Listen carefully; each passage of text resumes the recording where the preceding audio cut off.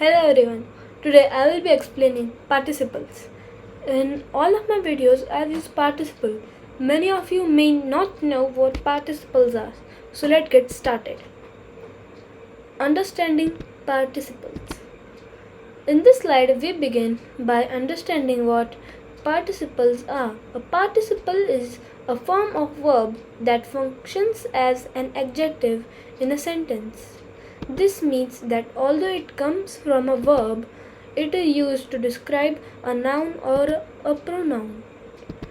Participles helps makes the sentence more descriptive and expressive. Instead of using long explanations, a participle allows us to add more detail to the subject in a shorter way. For example, in the phrase the running water, the word running comes from the verb run, but it describes the noun water.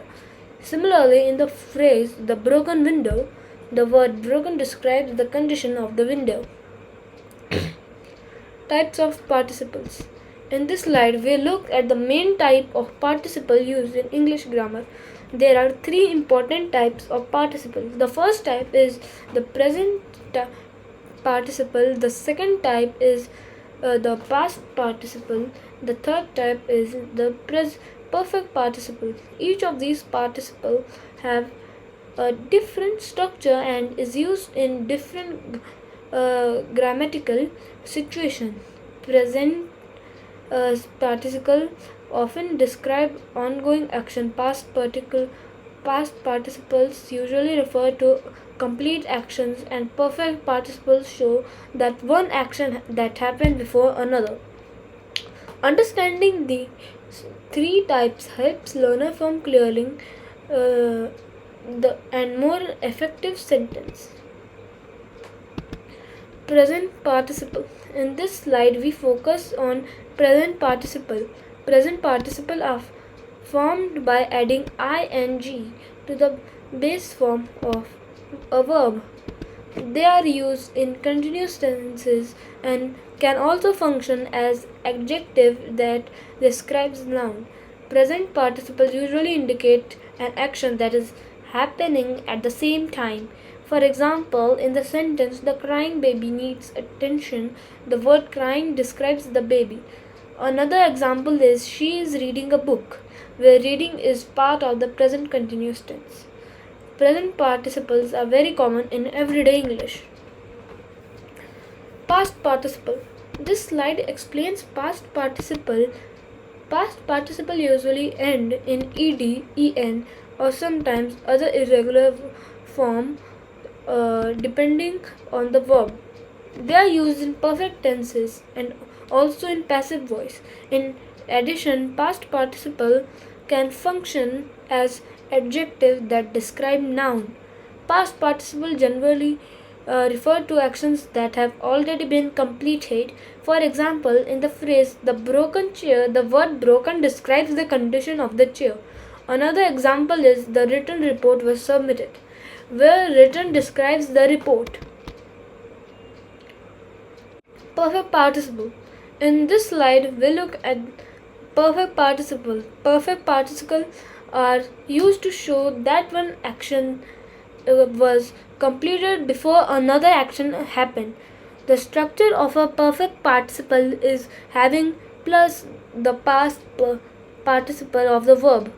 Perfect participle help connect two actions in a sentence and are often used in formal or written English. For example, in the sentence, having finished the work, she went home. The phrase having finished shows that the work was completed before she went home.